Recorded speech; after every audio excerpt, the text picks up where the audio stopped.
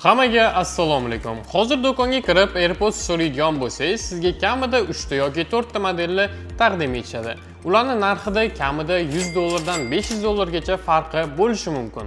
Keling bugun rolikimizda qaysi birini olish kerak va qaysi biri sizga to'g'ri kelishini ko'rib chiqamiz.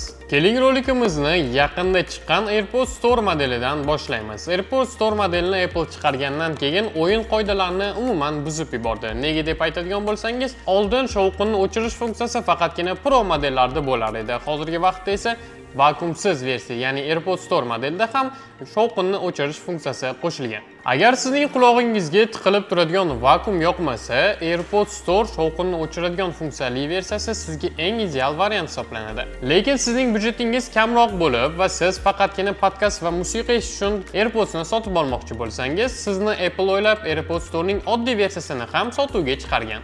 Lekin tan olish kerak, agar sizga basli va atrof muhitni umuman o'chirib qo'yadigan AirPods kerak bo'ladigan bo'lsa, siz uchun eng ideal variant faqatgina AirPods Pro 3 modelidir.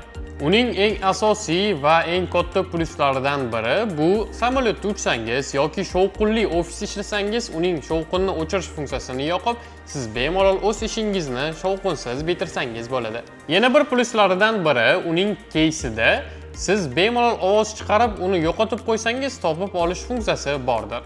Va eng oxirgi va eng qimmat bo'lgan AirPods modeli bu AirPods Max versiyasidir. U faqatgina naushnik yoki quloqchin qilib ishlatish uchun emas, balki sizning bir imijingizning qismidir. Ovoz sifati dahshat va juda premium mahsulotlar unda ishlatilinadi. Lekin uning og'irligi va uning narxi birozgina sizni o'ylantirishi mumkin. Agar sizga eng avvalo tashqi ko'rinish va sizning stilingizga to'g'ri keladigan bo'lsa va cho'ntagingizda ortiqcha pulingiz bo'lsa, AirPods Max siz uchun eng yaxshi variant. Lekin siz zal uchun olmoqchi bo'lsangiz, u birozgina og'irroq bo'ladi va uning narxi sizning cho'ntagingizni ozgincha qimillatib qo'yishi mumkin. Qisqa qilib aytadigan bo'lsak, agar sizga arzonroq, lekin Apple ekotizimida ishlaydigan AirPods kerak bo'ladigan bo'lsa, AirPods Store modelini maslahat beramiz.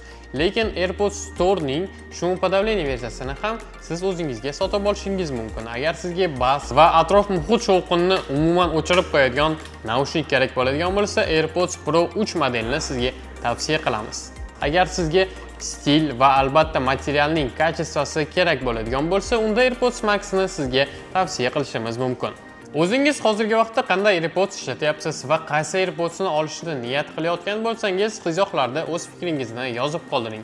Agar rolikimiz yoqqan bo'lsa, videomizga like bosing va albatta sahifamizga obuna bo'lishni unutmang. Macburoda ko'rishguncha xayr.